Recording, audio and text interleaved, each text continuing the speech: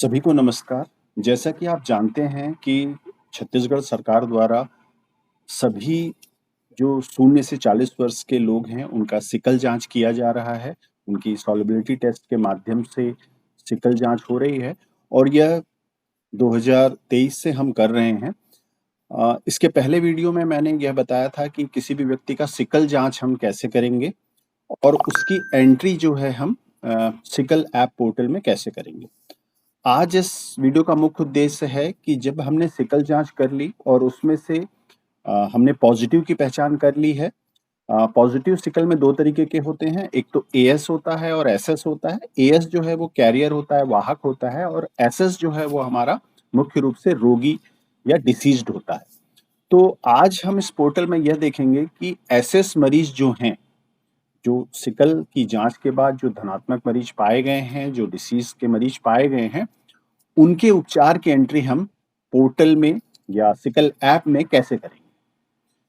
तो इसे करना बहुत ही आसान है और स्टेप बाय स्टेप हम सीखेंगे कि हम सिकल ऐप के माध्यम से एसएस मरीज, जिन्हें मुख्य रूप से हाइड्रोक्सीयूरिया का डोज़ दिया जाता है, उसका हम सिकल ऐप में एंट्री कैसे करेंगे? तो हम स्टार्ट करते हैं। इसके पहले वीडियो में हमने यह देखा है कि सिकल ऐप में एंट्री हम कैसे करते हैं और उसमें किसी का भी टेस्ट जब हम करते हैं, किसी व्यक्ति का सिकल टेस्ट, तो उसकी हम एंट्री कैसे करते हैं। तो उसके लिए हम सिकल ऐप को ओपन करते हैं। सबसे पहले सिकल ऐप का इंस्टॉलेशन प्रोसेस इसके पहले मैंने वीडियो में आपको बता दिया है। सिकल ऐप ओपन करने के लिए हमें एक पिन नंबर की ज़रूरत होती है, जो कि आप सबको पता ही होता है। जब आप सिकल में लॉगिन करते हैं उस समय ही जनरेट एमपिन का ऑप्शन आता है, जिसको उपयोग करके आप एक पिन नंबर बना सकते हैं। जैसे ही आप सिकल ऐप में एंट्री करेंगे, मीनू जो आते हैं वो रजिस्ट्रेशन आता है, टेस्ट रिपोर्ट आता है, व्यू टेस्ट रिपोर्ट आता है। तो मैं वीडियो में पुराना वीडियो का भी लिंक दे दूंगा, जिससे कि आप सिकल में एंट्री करना बहुत आसानी से सीख सकते हैं। आज हम यहाँ पर डिसीज़ मैनेजमेंट पर बात करेंगे। मैं पॉजिटिव भी आ गया, हमने पीओसी किया, पीओसी से हमें वो पता चल गया कि वो एएस है या एसएस है। तो एसएस जो होते हैं, जो डिसीज़्ड होते हैं, उनको हमको ट्रीटमेंट और फॉलोअप करना है। उसकी एंट्री जो है वो पोर्टल में करी जानी बहुत आवश्यक है। तो उसके लिए आज हम ये डिसीज़ मैनेजमेंट के बारे में सीखेंगे। तो डिसीज़ मैनेजमेंट एक टैब है, यहाँ पर हम क्लिक करेंगे। डिसीज़ मैनेजमेंट के लिए सबसे ज़्यादा ज़रूरी है कि आपको सबसे पहले वो पेशेंट के बारे में पता हो जो एसएस आया है, जो डिसीज़्ड है, जो रोगी है। तो उस पेशेंट को हमको खोजना है और उसको उसके ट्रीटमेंट की जानकारी इस पोर्टल में दर्ज करनी है। तो हम उसको सिकल आईडी से खोज सकते हैं, हम उसको उसके आभा आईडी से खोज सकते हैं, हम उसके मोबाइल नंबर से भी खोज सकते हैं, या तो हम इस फैसिलिटी में जितने भी रजिस्टर्ड एसएस के मरीज हैं उनकी भी लाइन लिस्ट हम देख सकते हैं। तो सपोज़ मैं जिस फैसिलिटी का लॉगिन कर रहा हूँ उसमें से सभी रजिस्टर्ड जो एसएस मरीज की जानकारी देखनी है, तो ये registered in user health facility आ रहा है। डिसीज़ टाइप मुझे सेलेक्ट करना है, तो अभी ये ऐप सिर्फ सिकल ऐप को ही सपोर्ट करता है। तो सिकल में हम क्लिक करेंगे और सर्च करेंगे। तो यहाँ से हम उस फैसिलिटी में जितने भी एसएस के मरीज हैं उनकी लाइन लिस्ट जो है इस पोर्टल से ले सकते हैं और उनका ट्रीटमेंट और फॉलोअप कर सकते हैं। एक और ऑप्शन है आपके पास कि आप सिकल आईडी से भी मरीज को सर्च कर सकते हैं, आभा आईडी से कर सकते हैं, या उनके मोबाइल नंबर से भी आप सर्च कर सकते हैं। तो एक पेशेंट का मोबाइल नंबर मेरे पास है, तो मेरे पास ऑप्शन है कि मैं मोबाइल नंबर से भी सर्च करूं। इंटर मोबाइल नंबर, यहाँ पर मैं उनका मोबाइल नंबर लिखता हूं, तो इस मोबाइल नंबर के बेस पे भी मैं उस पर्टिकुलर पेशेंट को सर्च कर सकता हूँ। सेलेक्ट डिसीज़ में जैसे कि मैंने बताया आपको सिकल सेलेक्ट करना है और सर्च करना है। तो ये पर्टिकुलर मरीज जो है उसका नाम डिस्प्ले हो जाएगा, जिसको कि मुझे पोर्टल के थ्रू ट्रीटमेंट की एंट्री करनी है। और ये बहुत ज़रूरी है पोर्टल में कि जब हमने सभी का जांच कर लिया है, तो अब अगर उसमें से हमें कोई एसएस मरीज मिल रहा है तो हम उसका प्रॉपर तरीके से ट्रीटमेंट की एंट्री करें। जैसे कि मोबाइल के आधार पे मुझे ये पेशेंट मिल गया, मैं इसको सेलेक्ट कर लेता हूँ। यहाँ पर ऑप्शन है कि मैं उसका आभा नंबर अगर मुझे पता है तो मैं डाल भी सकता हूँ और जनरेट भी कर सकता हूँ, या इस प्रोसेस को मैं स्किप भी कर सकता हूँ। तो अभी के केस में आभा नंबर मेरे पास नहीं है तो मैं इसे स्किप करता हूँ। यहाँ पर कुछ मेनू मेरे पास आ जाता है। पेशेंट प्रोफाइल पहले डिस्प्ले होगा। पेशेंट प्रोफाइल में उसका नाम, आभा आईडी चूँकि नहीं है, मोबाइल नंबर, ब्लड ग्रुप मैं यहाँ से अपडेट कर सकता हूँ, उसका जेंडर और ईयर। ये पेशेंट की प्रोफाइल है। अगर मुझे इसका मेडिसिन की एंट्री करनी है या लैब इन्वेस्टिगेशन की करनी है या ब्लड ट्रांसफ्यूजन की एंट्री करनी है तो मैं यहाँ से आगे जाऊँगा।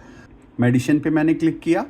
मेडिसिन्स में मैं जा कर के यहाँ पर उनका मेडिसिन ऐड कर सकता हूँ। जैसे कि पता है कि एसएस जो मरीज़ होते हैं उनको इन्वेस्टिगेशन और उनकी आवश्यक लक्षण के आधार पर हमारे हेल्थ डिपार्टमेंट में उनको हाइड्रोक्सीयूरिया वगैरह दिया जाता है as per protocol, as per dose जो उनको दिया जाता है। तो यहाँ से आप ड्रग्स नेम्स में सेलेक्ट कर सकते हैं। फॉलिक एसिड के अलग अलग mg हैं और हाइड्रोक्सीयूरिया जो भी डोजेस डॉक्टर ने लिखे हैं उसको आप सेलेक्ट कर सकते हैं। कितनी क्वांटिटी उसने प्रिस्क्राइब किया है, सपोज़ 2 महीने की है तो 60 क्वांटिटी प्रिस्क्राइब किया है। डिस्पेंस आप उसे कितना दे रहे हैं अभी, मैक्सिमम ये 60 ही लेगा। आप चाहें तो उसे 1 महीने की भी डिस्पेंस कर सकते हैं, दे सकते हैं। डेट प्रिस्क्राइब, कब प्रिस्क्राइब हुआ, तो ये डेट आपको सेलेक्ट करना है। ये डेट सेलेक्ट करते समय ध्यान रखिएगा कि ये डेट जो है ये टेस्ट डेट के पहले की डेट नहीं हो सकती। जो भी इसका स्क्रीन टेस्ट का रिजल्ट होगा उसके पहले की डेट नहीं होगी, उसके बाद की ही कोई डेट आप सेलेक्ट कर सकते हैं। सेंटर का नेम आ जाएगा कि किस सेंटर से मेडिसिन प्रिस्क्राइब की जा रही है। सेंटर नेम में वही नेम आएगा जो जिसका लॉगिन ये हेल्थ फैसिलिटी के द्वारा जिसका लॉगिन बना हुआ है। तो यहाँ पर आप सबमिट बटन क्लिक करके आगे जो है इसकी डोज की जो इन्फॉर्मेशन है वो सेव कर सकते हैं। मुझे यहाँ सबमिट नहीं करना है। मेडिसिन की एंट्री हो जाने के बाद आपने अगर उनका कोई लैब इन्वेस्टिगेशन का आपके पास रिकॉर्ड है तो वो भी आप दर्ज कर सकते हैं। लैब इन्वेस्टिगेशन पे आप जाएंगे, जो भी टेस्ट उनका हुआ होगा उसकी इन्फॉर्मेशन आप इसमें दर्ज कर सकते हैं। जैसे CBC हुआ है तो CBC, डेट ऑफ सैंपल कब लिया गया, डेट ऑफ रिजल्ट्स कब आया,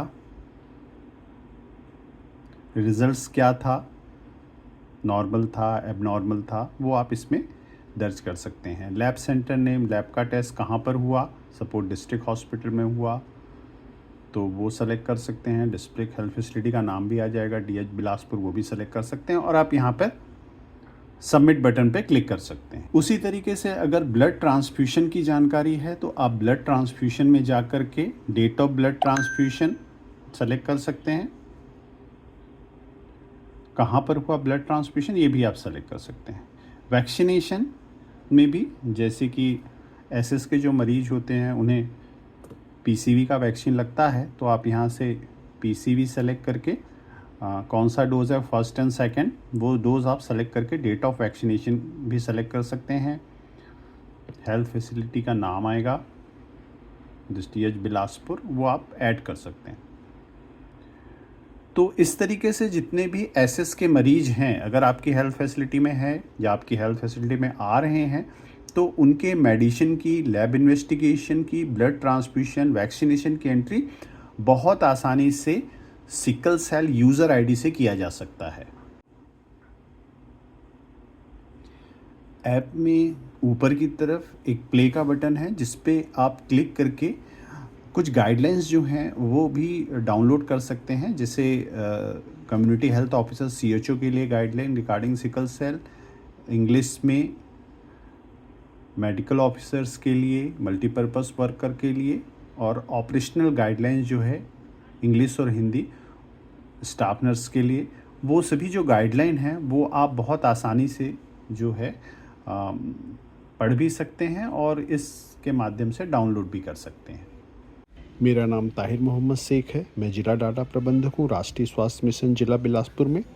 इसी तरह की और भी वीडियो देखने के लिए मेरे चैनल को सब्सक्राइब कीजिए। Thank you very much.